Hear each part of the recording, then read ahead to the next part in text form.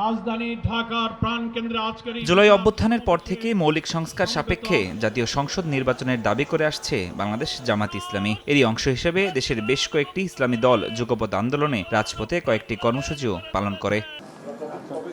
মঙ্গলবার রাজধানীর মগবাজারে সমসাময়িক রাজনীতি নিয়ে নিজেদের অবস্থান তুলে ধরে বাংলাদেশ জামাত ইসলামী। এ সময় আয়োজিত সংবাদ সম্মেলনে দলটির সেক্রেটারি জেনারেল মিয়া গোলাম পরোয়ার বলেন, জুলাই জাতীয় সনদের ভিত্তিতে হতে হবে ফেব্রুয়ারির নির্বাচন। এই লক্ষ্যে ৫ দফা দাবি নিয়ে ১১ দিনব্যাপী কর্মসূচি ঘোষণা করে দলটি।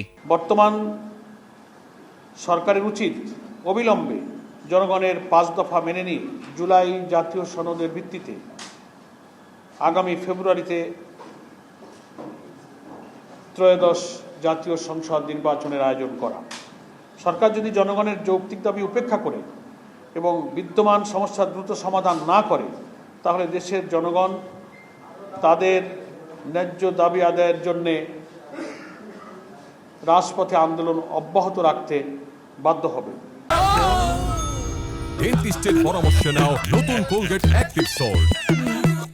সংবাদ সম্মেলনে হুঁশিয়ার উচ্চারণ করে বলা হয় যে আকাঙ্ক্ষাকে সামনে রেখে জুলাই আন্দোলন হয়েছিল, সেই আকাঙ্ক্ষার ভিত্তিতে পরিচালিত হবে বাংলাদেশ। অন্যথায় জনগণকে সঙ্গে নিয়ে রাজপথে আন্দোলন চালিয়ে যাবে বাংলাদেশ জামাত ইসলামী। আমরা তো কোনো দলের দিকে তাকিয়ে পিয়ারের দাবি করিনি। আমরা ৯০-৯১টি দেশে পৃথিবীতে পিয়ার পদ্ধতি চালু আছে।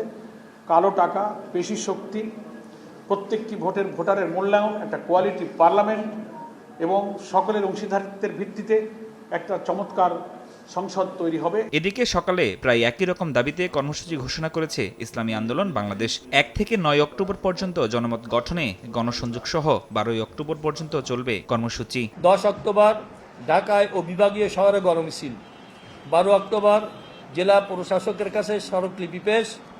দেশের অন্যতম প্রধান হিন্দু ধর্মাবলম্বীদের দুর্গা উৎসবের কারণে প্রথম দিকে রাজপথের কোনো কর্মসূচি দেখা হয় নাই। জুলাই সনদ বাস্তবায়নের উপর জোর দিয়ে মাঠে থাকার ঘোষণা দিয়েছে ইসলামী দলগুলো। ফরহাদুর রহমান, সময় সংবাদ, ঢাকা।